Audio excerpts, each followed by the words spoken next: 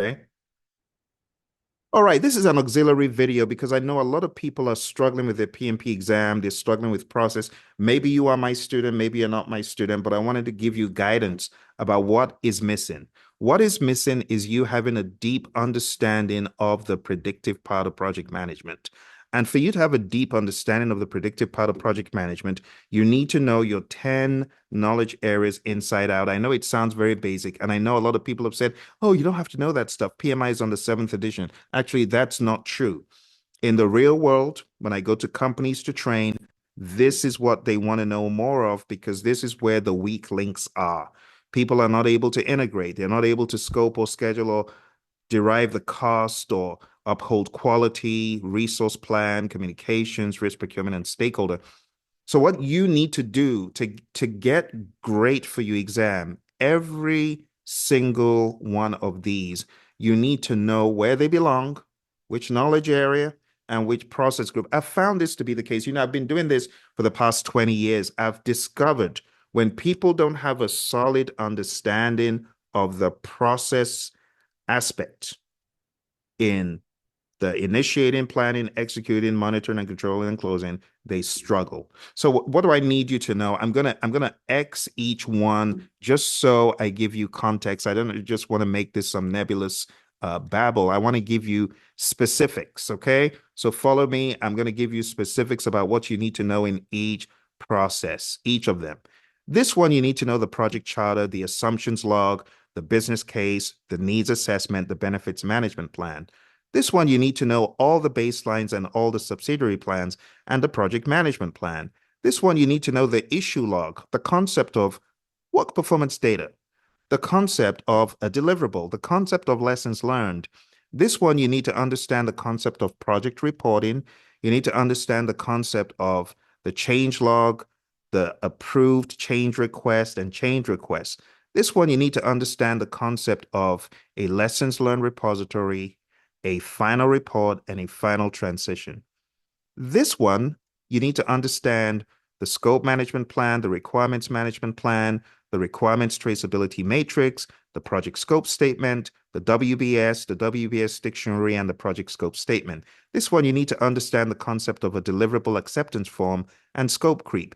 This one, you need to understand the concept of the schedule management plan, the concept of an activity list, activity attributes, a milestone list, the concept of a network diagram for sequence activities, the concept of duration estimates, the concept of the PERT formula, the concept of optimistic, pessimistic, most likely, the concept of slack flow leads lags, the concept of having a schedule baseline and how that is different from a project schedule, the concept of controlling the schedule using slack flow leads lags.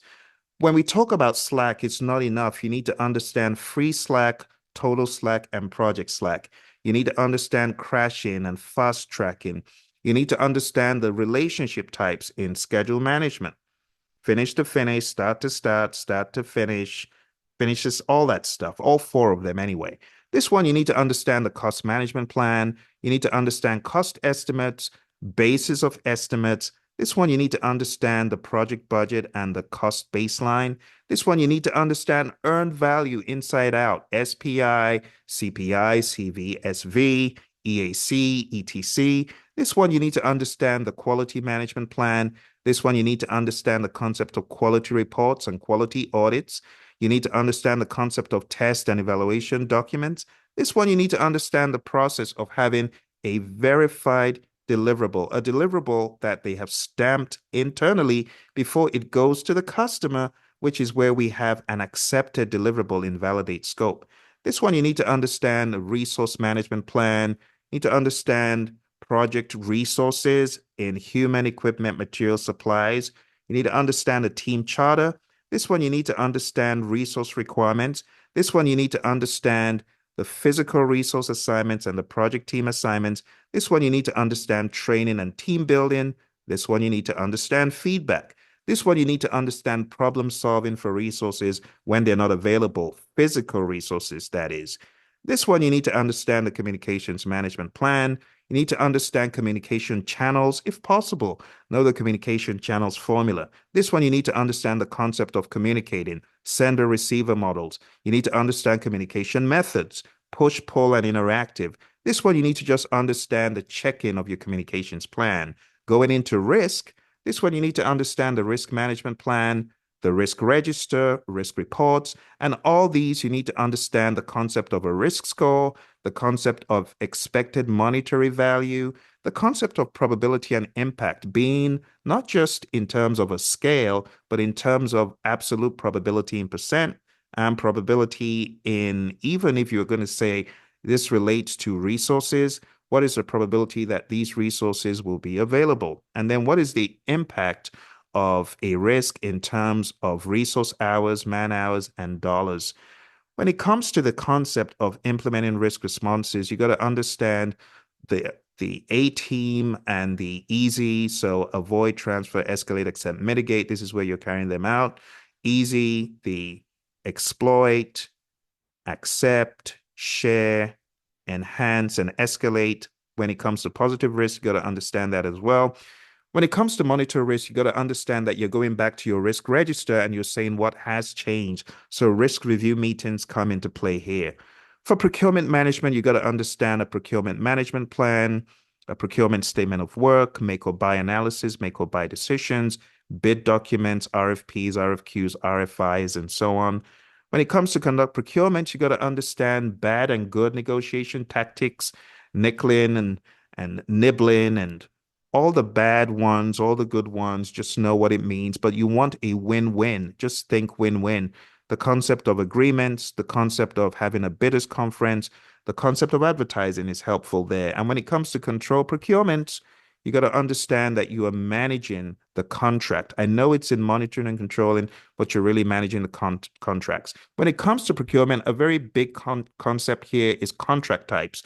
So you got to understand fixed price, cost reimbursable, time and material, on the fixed price, firm fixed price, FPIF, FP-EPA, under cost plus contracts, cost plus cost reimbursable contracts. So CPIF, CPAF, and CPFF, you got to understand those as well.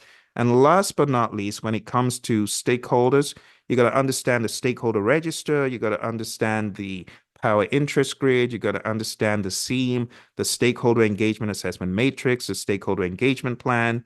You got to understand the concept of working with the stakeholder and communicating with the stakeholder. And last but not least, the concept of looking back and saying, are we doing a good job with our stakeholder management?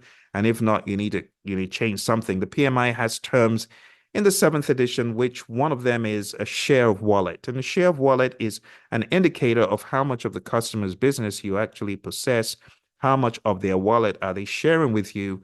And there are many other KPIs. But that, my friends, is the summary, which is why when I tell you you need to study the process domain, these are a lot of the terminologies, and there's actually more. I didn't even go into everything.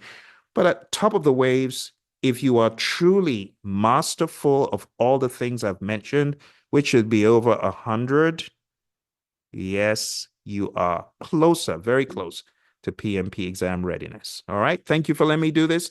I appreciate it, all of you in attendance. I hope this helps, and bye for now.